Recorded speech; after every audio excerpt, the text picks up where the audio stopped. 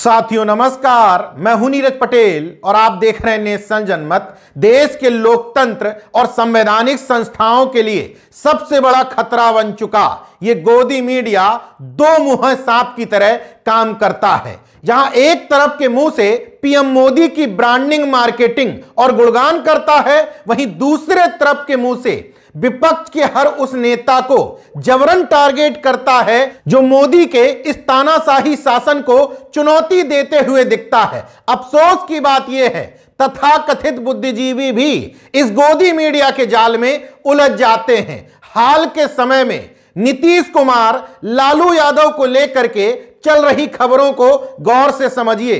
अफवाहों का बाजार गर्म किया गया कि नीतीश और ललन सिंह में अनबन है, नीतीश और लालू यादव में अनबन है, नीतीश और तेजस्वी में अनबन है, नीतीश कुमार फिर से बीजेपी में जाना चाहते हैं। ललन सिंह ने तेजस्वी यादव को मुख्यमंत्री बनाने का सपना दिखाया था और नीतीश कुमार को केंद्र की राजनीति में ले जाने का। नीतीश कुमार 18 साल से बिहार के मुख्यमंत्री हैं, कोई अबोध बालक नहीं है कि उनको ललन सिंह कोई सपना दिखाएंगे और वो सपने में उलझ जाएंगे। लेकिन इस गोदी मीडिया से पूछिए, इन सब खबरों के पीछे क्या आधार है?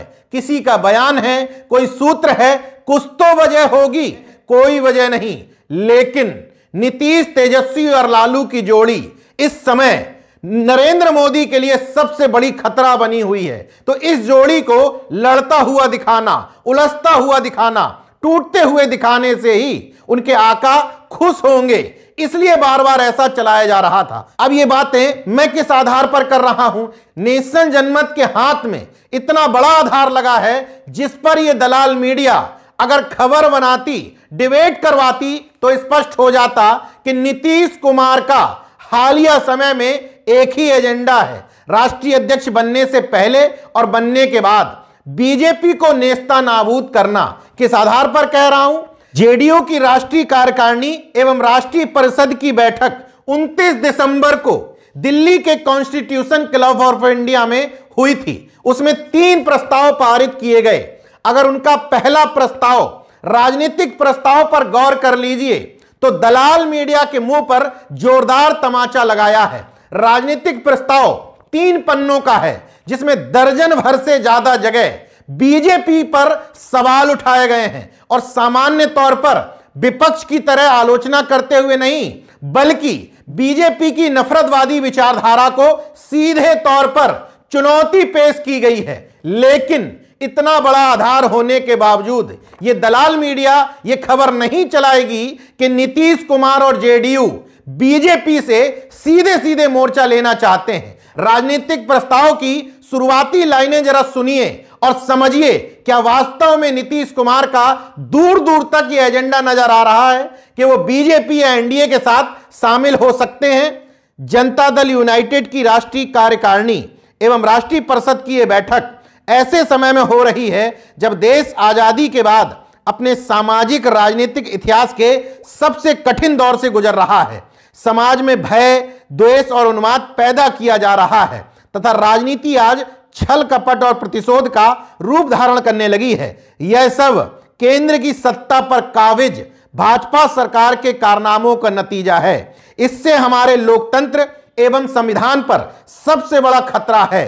केंद्रीय सत्ता तानाशाही की ओर बढ़ रही है, संवैधानिक संस्थाओं और देश के फेडरल स्ट्रक्चर को कमजोर किया जा रहा है। इसके अलावा बीजेपी और आरएसएस की दुखती रग यानी कि सनातन और मनुस्मृति पर भी हमला बोला गया है। जब संपूर्ण विपक्ष बाबा साहेब भीमराव अंबेडकर द्वारा बनाए गए संविधान को बचाने की बात करता है तो भाजपा संविधान के मुकाबले सनातन का मुद्दा उछाल रही है।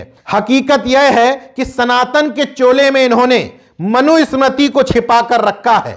ये चाहते हैं कि बाबा साहेब के संविधान से भारत का शासन नहीं चले, बल्कि मनुस्मृति के आधार पर शासन व्यवस्था और समाज व्यवस्था चले। यही भाजपा का गुप्त एजेंडा है। नीतीश कुमार की नाराजगी को लेकर के जो खबरें चल रही हैं, राजनीतिक प्रस्ताव में स्पष्ट तौर पर रिटन में कहा गया है। नीतीश कुमार ने स्पष्ट रूप से कहा है कि उन्हें प्रधानमंत्री बनने अथवा इंडिया गठबंधन का संयोजक बनने की कोई व्यक्तिगत इच्छा नहीं है, बल्कि भाजपा के विरुद्ध संपूर्ण विपक्ष को एकजुट करना उनकी प्राथमिकता है। इसी प्रस्ताव में लिखा है, आपस के छोटे मोटे मतभेदों को भूलकर चट्टानी एकजुटता दिखानी होगी, तभी बीजेपी को हरा पाएंगे। इतना सब कुछ सबूत हाथ में होने के बावजूद ये दलाल गोदी मीडिया इस पर खबर क्यों नहीं बनाती? लेकिन इस पर खबर बनाएंगे तो आका नाराज हो जाएगा, क्योंकि आका की खुशी और तसल्ली इस बात में है कि खबरें बनाई जाएं। नीतीश और लालू में अनबन है, नीतीश और तेजस्वी में नहीं बन रही है, नीतीश बीजेपी में जा सकते हैं, ताकि जिस शख्स ने विपक्षी एकजुटता की सबसे पहले पहल की थी उसी को संदेह के घेरे में ले आया जाए। दूसरा प्रस्ताव पास किया गया, जाति आधारित गणना बिहार की ऐतिहासिक पहल। उसमें स्पष्ट तौर पर नीतीश सरकार की सराहना की गई है कि किस तरीके से जातिवार जनगणना करा करके आरक्षण का दायरा बढ़ा करके समाज के सभी वर्गों के प्रतिनिधित्व का ख्याल रखा गया है। तीसरा प्रस्ताव, संसद के शीतकालीन सत्र में सांसदों के निलंबन संबंधी प्रस्ताव। अंतिम प्रस्ताव में इंडिया गठबंधन और जेडीयू को लेकर के सारे फैसले लेने के लिए राष्ट्रीय अध्यक्ष नीतीश कुमार को अधिकृत कर दिया गया है। इस पूरे प्रस्ताव में दूर दूर तक ये नजर नहीं आता कि नीतीश कुमार का झुकाव भाजपा की तरफ है। होने को राजनीति में कुछ भी हो सकता है, लेकिन जब जब नीतीश और लालू साथ आए हैं तब तब गोदी मीडिया के पेट में मरोड़ होना शुरू हो गई है, क्योंकि दिल्ली की मीडिया में बड़े तौर पर सवर्ण और बिहारी सवर्ण काबिज हैं। इसलिए एक तरफ ये गठबंधन बनता है, दूसरी तरफ इसके टूटने की खबरें चलना शुरू हो जाती हैं। अब सवाल यह है कि नीतीश कुमार से मोदी शाह की जोड़ी को इतना खतरा क्यों लगता है? दरअसल नीतीश कुमार लंबे समय तक बीजेपी के साथ राजनीति कर चुके हैं, 18 साल से लगातार बिहार के मुख्यमंत्री हैं, और सबसे बड़ी बात, अपनी स्थापना के बाद क्षेत्रीय दलों में जेडीयू एक ऐसी पार्टी है जिसमें 6 से 7 राष्ट्रीय अध्यक्ष बन चुके हैं, वो भी अलग अलग समाजों के।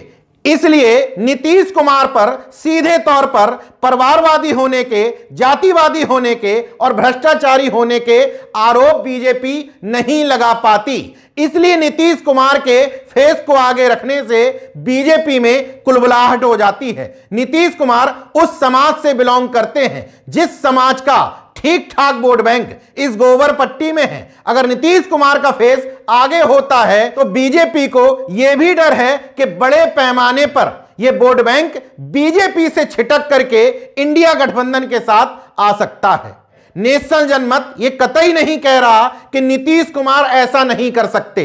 नीतीश कुमार के क्या मन में है वही जाने, लेकिन मौजूदा स्थितियां और ये कागजी डॉक्यूमेंट के अलावा जितने भी लोग राष्ट्रीय कार्यकारिणी की बैठक में शामिल हुए थे, उनका स्पष्ट कहना था कि नीतीश कुमार जी का फोकस विपक्षी गठबंधन के अलावा बीजेपी को किसी भी प्रकार से रोकने पर था। इसके लिए वो किसी भी त्याग के लिए तैयार थे। अब हैरत की बात देखिए, गोदी और दलाल मीडिया तो लगातार गिद्ध दृष्टि इस महागठबंधन पर बनाए रखता है, लेकिन तथाकथित बहुजनवादी पत्रकार भी इस एजेंडे का शिकार हो जाते हैं। बिना तथ्यों की पड़ताल किए, बिना किसी स्पष्ट सूत्र के वो भी खबर बनाने लग जाते हैं कि नीतीश कुमार पलटी मार सकते हैं। हालांकि नीतीश कुमार इतनी बार पाला बदल चुके हैं कि निश्चित तौर पर कई बार संदेह उत्पन्न होता है, लेकिन उसके पीछे कोई ठोस वजह होनी चाहिए। यहां स्पष्ट तौर पर ठोस वजह है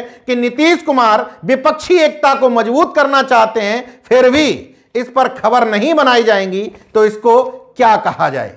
देखते रहिए नेशनल जनमत, जागरूक और सजग बने रहिए। जय विज्ञान, जय संविधान, जय लोकतंत्र। धन्यवाद।